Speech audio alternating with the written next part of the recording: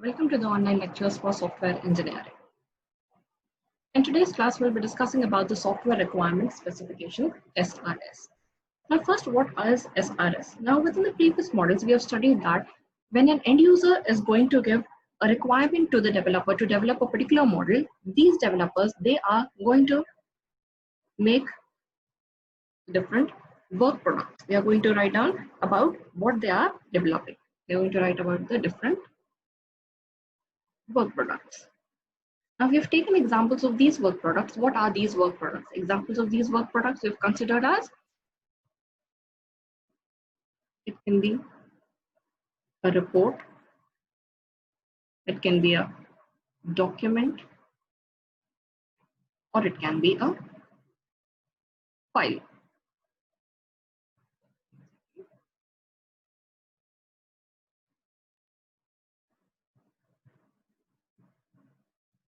Or a particular file. Now we'll be taking an example of a particular document and how we are going to create this particular document. Now we'll start with the definition of software requirement specifications. Now, software requirement specification, it is a description of the software system to be developed. That is what you're going to develop. It is going to describe it step by step, a detailed representation, because the end user sometimes when he comes and gives the description of the product that he needs to be developed, you need to document it, because if any changes are to be made from the user's end, you need to define those changes, that these were the changes that were specified while the software was developed, and then they are embedded within the system. Now within this, you're going to write down about the different functional and non-functional requirements. Now, what are these functional and non-functional requirements? Now, these functional requirements, the functional requirements are going to tell you what the system does. And non-functional requirements, they are going to, this non-functional requirements are requirements that do not affect the basic functionality of the system. They do not affect basic functionality of a particular system. Now let's take examples of functional and non-functional requirements so that it becomes a bit clear. Example of functional requirements can be authentication or authorization or any type of business rules. These are the three examples for functional requirements. Now coming on to functional requirements for examples for non-functional requirements. The examples for non-functional requirements, they are going to include maintainability,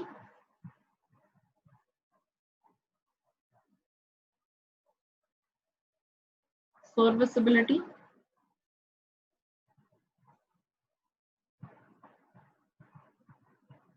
and we can also say that availability.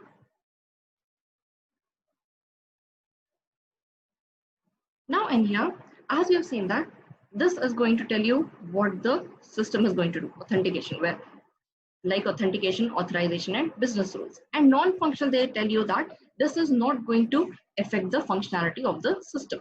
Now let's take an example. Now if you've taken this business rules as an example. Now if we take an example of the Amazon service. Now for this Amazon service, you've got some return policy is there, right? Now within this return policy, you've got some for few products, you've got to return it within a week time, or you have to return it within a specified time like 14 days or 30 days return policy is there. Now in here, in non-functional requirements, if you're going for maintainability, if you're doing any maintenance of the particular software, some update has been given, some bugs are being removed while doing maintainability or serviceability. So this is not going to affect any business rules. There is going to be no change within the return policy of Amazon.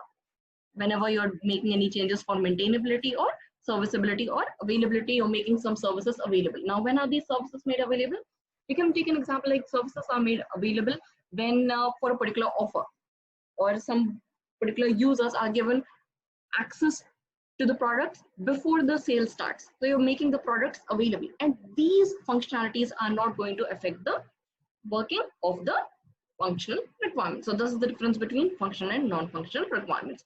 Now this is also going to include use case that describe the interaction of the users that they have with the software. Now what are use case? Use case is a diagram that is going to tell you what is the behavior of a particular system. Now behavior of a system, it means that how the user is going to interact with the system. Now if we take an example, if we continue with the same example, a person is using an Amazon account. Now within the Amazon account, there is going to be a user. Now this user is going to be represented by this stick man. This is called as your user, or you can say this name will be given as actor. Now within this actor, the first job of this actor is when he installs the Amazon app, he needs to log in within the system. Within the system, he's going to log in. Now this login will be placed within an oval box. This oval box is called as your use case. Now this use case is going to be placed within a rectangular box. Now this box will be called as boundary. Now how this actor is going to interact with the login, this will be shown by relationship. Relationship means how this actor is going to do the login job. Now you can have the first basic relationship is association relationship. The association relationship is represented by a straight line. That is, this actor, he is going to log in within the Amazon system. Now when you are logging within the Amazon system, you also have got an admin department at the end user side. That is, this Amazon people, they are going to verify whether it is your account or not. They are going to send you a particular link to authorize yourself. So this login process, it is a two-way process where the actor is the first actor is called as the user. This user, as he is the first actor, this is called as the primary actor that is going to log in within the system. Whereas the admin side, this person is called as your primary actor. This particular primary actor, he is going to assist you so that you make a particular account within the Amazon system. So this SRS is going to help you to define functional, non-functional requirements and the use case. Use case is going to tell you about the behavior of the particular system.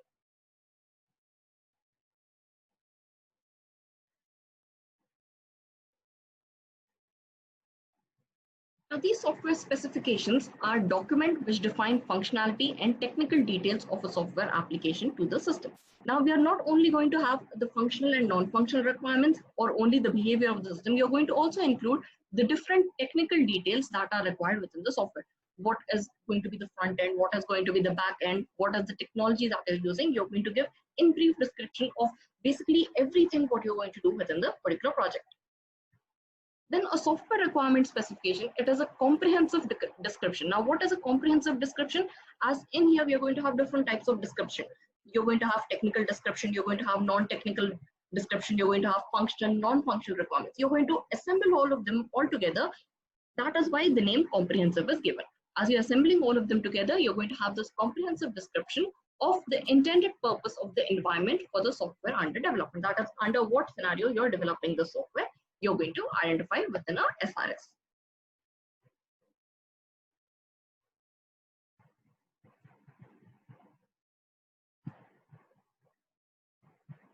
Now this SRS document, now as we have done multiple mini projects you have done within the college. For this mini projects also you create a file, a report is being created and you submit it within the department.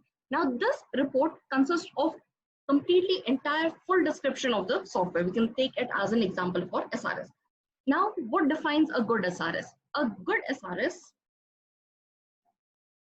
SRS defines how an application will interact. Now we have seen interaction means, you're going to come with the use case diagram. Interaction means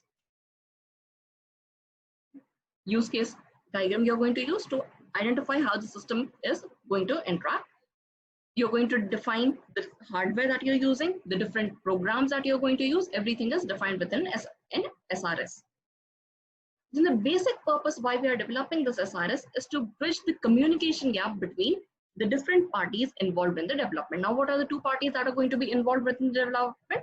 You're going to have the end user and you're going to have the stakeholders. Now, these stakeholders, they can be your developers or they can be marketing people.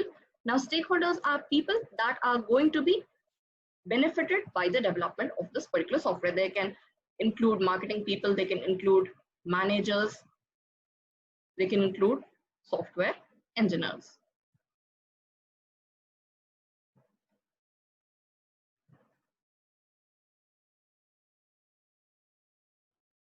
By the development of this SRS, you're going to get a feedback from the customer. And when you write down everything in a particular order, when the end user has a look onto this, he's going to identify what changes needs to be done or whether you need to keep it the way it is.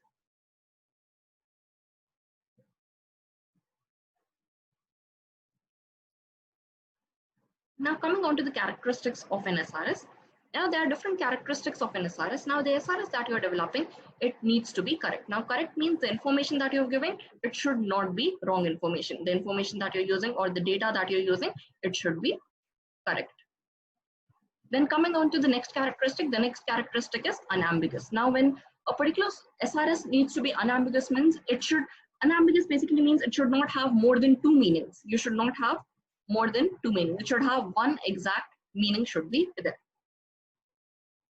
The third characteristic is complete. That is, you should not have any type of missing data should not be there within the software.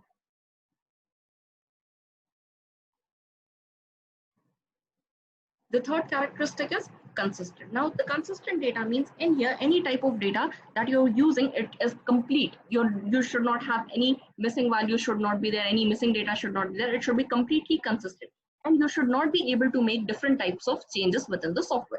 That is, it does not support a lot of changes. Every time you execute, it should give you the same output. It should not give you a different output every time you're executing. The next one is verifiable. Now verifiable in here means whatever characteristics that you're defining, it should be traceable back to the requirements that were stated by the end user. The next one is modifiable. If end user requests any changes to be made within the requirements, those changes should be made within the requirements. Whereas traceable, this traceable is just related to verifiable. These are the characteristics of an SRS.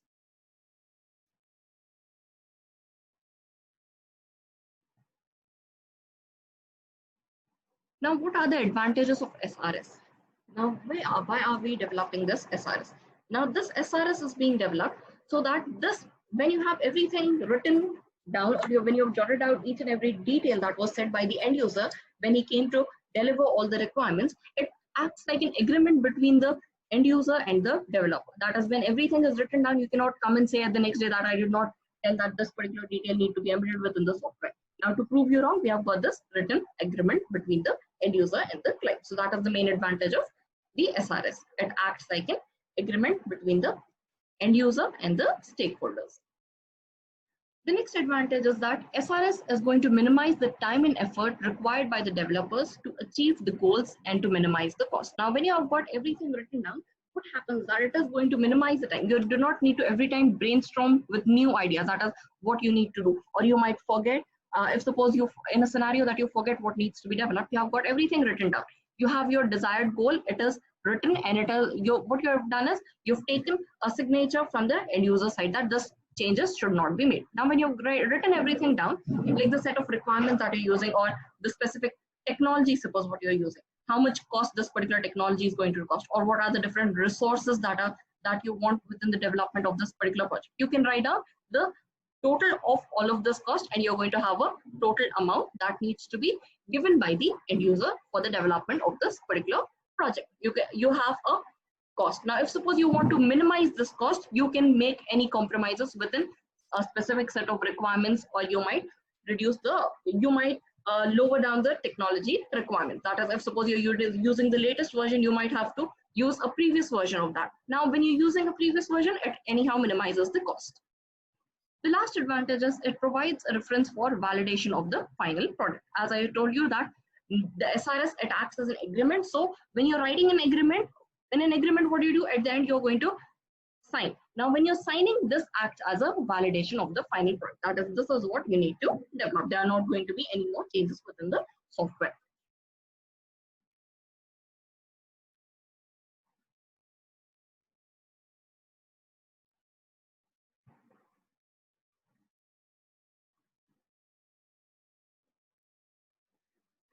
Now this is a format of SRS of how an SRS is going to be. Now this SRS, it is going to, like this is an index page of an SRS. You're going to have the introduction, you're going to write down the purpose, scope, overview. Now in here, any subtopics that are there within this, you're going to write down like with pointers like 1.1, 1.2, 1.3. Second is going to be the general description. You're going to give the product perspective. What are the different features that needs to be there within the software? What is going to be the design, and what are the assumptions and dependencies? Now, what you've assumed in the first way, that is when you're developing a particular software that is going to have this many features, we are going to assume that it is going to resolve so and so problems are going to be resolved. Then you've got functional requirements. As I told you, what are functional requirements? Functional requirements is going to tell you what the system does. You're going to write down all the functional requirements. Then interface requirement. Now, what are interface requirements? Interface, like the user interaction, how you're going to interact with the system is going to be defined by the interface requirements. What is the user interface? What are the hardware interfaces you're using? What are software interfaces? You're going to have different interfaces. In user interface, you can have a graphical user representation. You can have a GUI. Within hardware interfaces, what hardware you're using? Software requirements are going to be stated in here. And then how you're going to communicate, all of this are going to come under here. Then you start with the problem of the system, software requirement analysis. You're going to define the problem. That is why in the first place you're developing this software. What is the problem that you need to attend? Then the next one is define module and functionality. Modules means what are the different components that you're using. Modules means components. The different components that you're using, and what is the functionality for each component. You're going to define that easily so that the end user is going to identify what work you've done.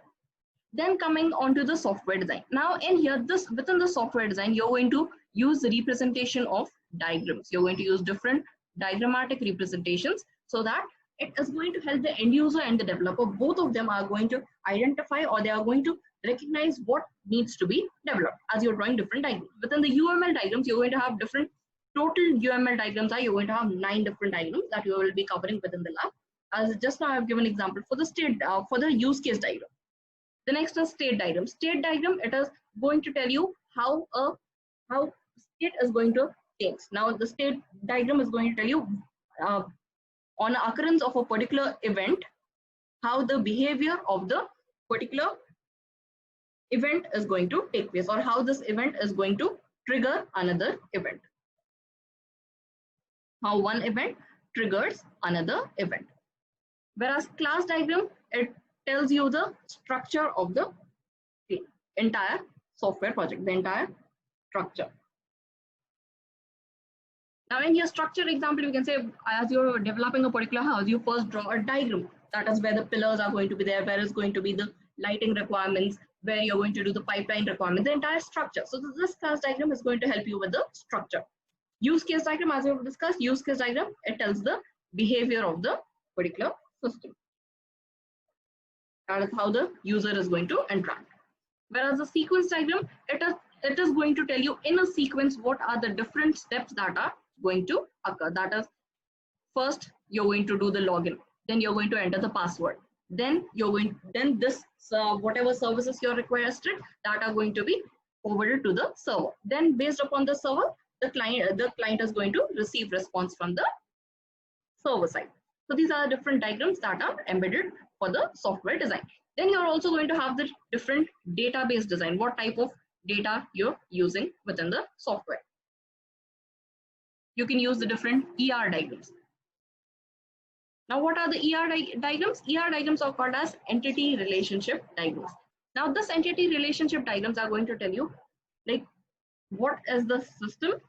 Like, now the system is the entity, and relationship is going to tell you what is the task that particular system is going to perform.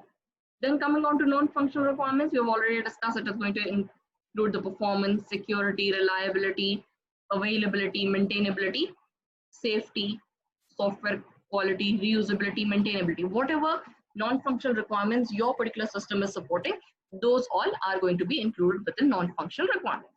Then you end with the conclusion and references. That is, conclusion means when you have developed this entire software, what is the conclusion, what you have achieved by this particular software, what is your achievement. Then references means whenever you're developing a particular software, what are the different resources that you've used? What are the different resources that you've used to gather information that you're going to include? And this might also, within this, you're also going to add a 10th field. It can be future work. Now, within this future work means now each and every project that you're developing, it performs on particular task. Now, it might have certain drawbacks that this and this, some particular features need to be enhanced. The security is not up to the particular level. You need to enhance the security, or some different components can be added.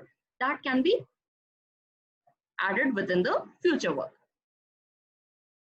You're going to have the conclusion. Based upon that conclusion, you're going to identify the future work, and you're going to end with the references.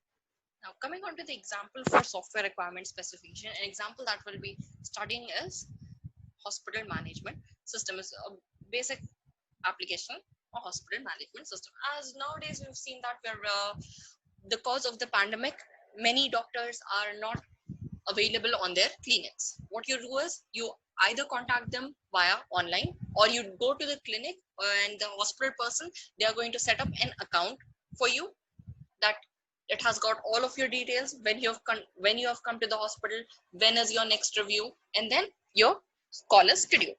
Or at times, many doctors are also available, but they are also using this hospital management system, so that they've got a set of records that how many people are there, how many appointments are registered, how many people require types of medications, and how you're going to provide them. So within this, there are many modules that are there within the hospital management system. Now, the first you're going to start, as we've seen within the previous, I've shown the format for SRS, you're going to start with the objectives. Now, within this objective, you're going to start with to get with the preparing requirement document, which is to capture and document all the requirements at the start of the project. All of these things you're going to identify, and you're going to write this down at the beginning of the particular project. In this, you're going to basically focus upon the functional requirement. This particular document focuses on the functional requirements. We're going to start with the introduction. Now, the first purpose, why we are developing this particular software. Now, in here, the main purpose of our system is to make hospital tasks easy and to develop the software that replaces the manual hospital system. You're developing this so that you can ease the work of the staff of the hospital, so that you can manage this hospital system. This document is an ambiguous guide, that is, it does not have more than one meaning, and for this is unambiguous even for the end users as well as the software developer. Now, the document convention is the different short forms that you'll be using within the software. Like HMS is going to stand for hospital management system, GUI will be graphical user interface, and PHID will be the patient hospital identification number. Then you're going to write down the scope of the project. Now, why we are developing this particular project, you're going to identify that. The scope of the project will be defined, why we are developing, like the goal of the hospital management system is to manage the nurses, the patients, beds, and the medical information in a cost-effective manner. You are developing an application that does not cost you more. That is, and here, if you need to have multiple within a hospital, you're going to have multiple staff. They need to write down each and every detail. Now, if you've got a particular application that is going to help you, only one person who is going to handle the information, that is going to be enough. So within this, after the scope of the project, you're going to start with the overall description of the project, what this particular project means. Now, within this, you're going to write down about the product perspective, that is why we are developing this. This is Design to handle the patient, nurses, bed informations. This is the perspective, the main goal. This is the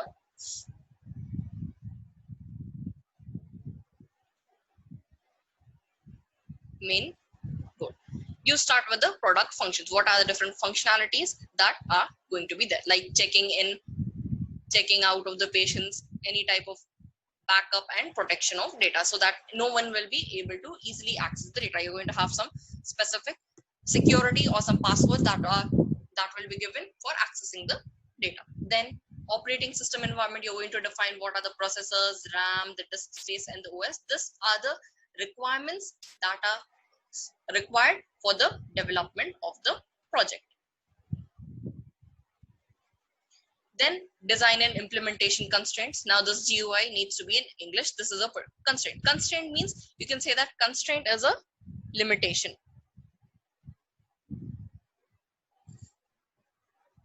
And the login and password is used for identification of user, and there is no facility for guest. Like for many gaming applications or different types of applications, you also have an option where you can register as a guest. That is no prior information. You're going to give a completely new information.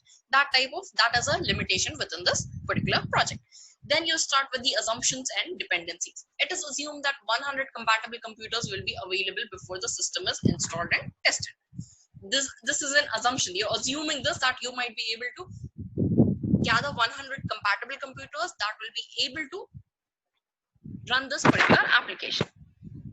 And then it is also assumed that you'll have enough trained staff to take care of the system. Now this is a requirement. Now assumption means it is also a requirement that need to be there. Now in a hospital management system, you're not going to have only one computer within the entire hospital.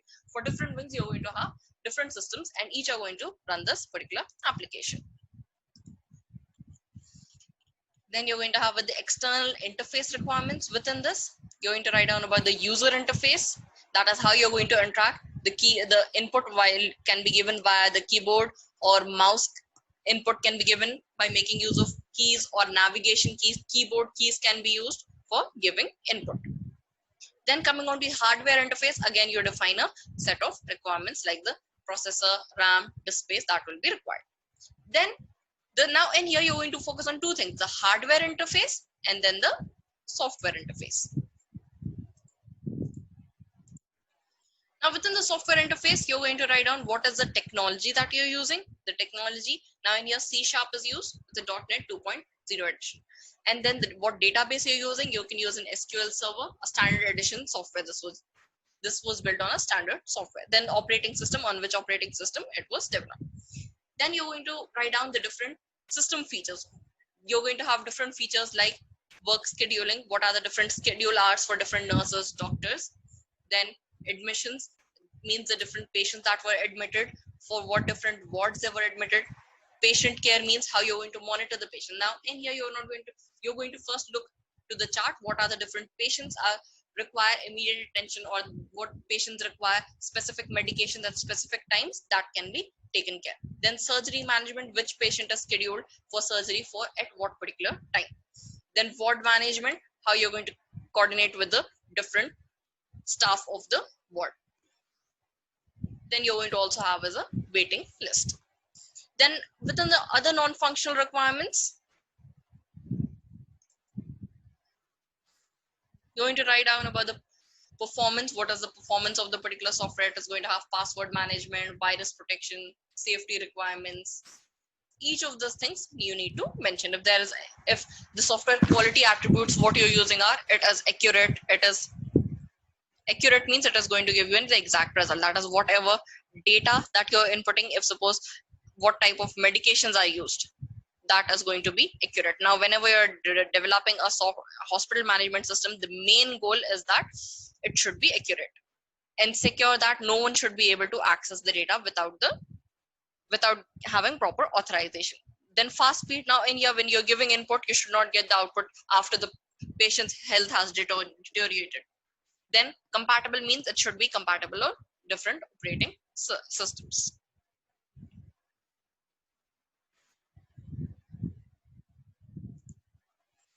Then the specific requirements, you're going to write down about the front end description, the back end description. Each of the things are going to be defined in here. Then the different data structures as you're using in here, what type of data is going to be used. The SQL data means what are the different types, fields, constraints, what you're using, it need to be defined in here. Then ER diagrams. ER diagrams are entity relationship diagrams. Now this square box in here, this represents an entity, whereas this box in here, it represents the relationship. That is, a patient is treated by, that is a relationship by the doctor. Now each entity, that is the patient and the doctor, both are going to have a set of attributes. Now these small circles in here, these are your attributes. This can be the ID for doctor, the name, the username, age, address, qualification. Each of the things are given for the patient and the doctor, the same things. And treated by means what is the illness. Each patient is going to have a different illness. What are the medications that you're using? Who is the doctor that is going to treat? All of the things are going to be displayed within the ER diagram. Then this is the part, that is the testing part, where you're going to identify whether the software that you're developed, whether it is working properly or not. Now in here, within this testing, you're going to have each and every field, that is a login form. First form that you're going to create as a login form. In that, input is going to be given as ID and password. Now you're going to have two different fields. Now each of the field in here is, first one, you're going to have an expected output, that is when you give ID and password, what should be the output. Whereas actual output, when you give the ID and password, what is the output that you're actually getting. That is when you're entering the ID and password, the expected output is, if correct password, main menu must be displayed. That is what the expected output should be. Now if you're entering these login details, it should be the same way. If you're getting the expected output and the actual output, if these two are equal, the expected and actual output are correct, this means that this particular login form has passed the testing. That is why the status is given as pass. That is, it is being verified. Whereas the next one is for main form, the main menu option, this is required and this must be displayed. If this is again both are same, it is a pass.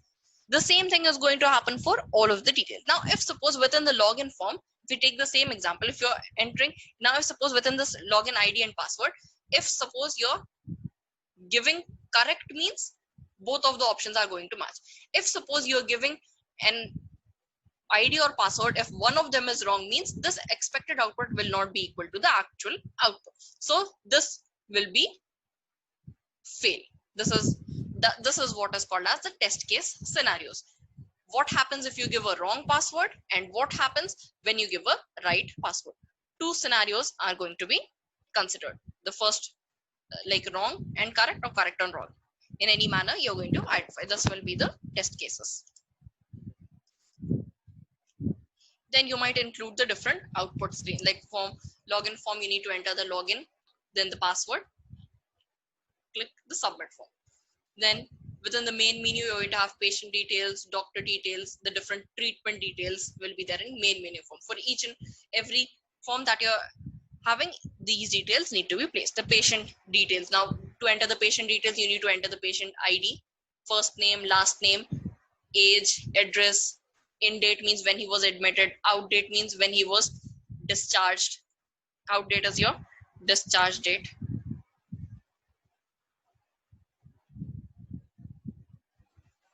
And if you want to search some specific details, you're going to search when this particular patient came before for review. Update means if you want to update any information, if you want to go to the back menu.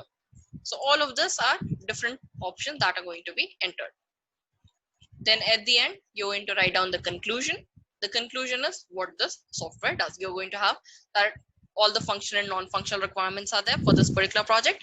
Whereas within the future work, you're going to add that this particular hospital management system, in here we do not have a particular facility for pharmacy within this hospital management system. So this can be added as a future work. This is how you're going to write an SRS. That's the end of the topic. Now these are all the features that are going to be there. within the entire hospital management system. Now this can be followed for different projects, but the different side headings that you're using is it should be the same way. The different functional requirements, non-functional requirements, each of them need to be written down, and each every hardware requirement, software requirement, the interfaces, everything is jotted down so that it is going to help the end user as well as the stakeholder for development of this entire software, so that you do not have any types of errors within the software, so that the end user does not come and tell you that this was not what I told you, because everything is written down, like it is like a verified and a final report. Verified, or you can say a final report on what software you are developing. The end user and the developer are not going to have any clash on their ideas, because everything is not jotted down and everything is very clear from the start to finish, including each and every details. Now, as I've told you that many UML diagrams are there, each and every UML diagrams will also be added in here. Now, within the lab classes, we'll be discussing every UML diagram. For every scenario, you're going to draw all the 9 diagrams, so that these diagrams are going to, now when you have a graphical representation, it becomes very easy to understand what needs to be embedded within the software.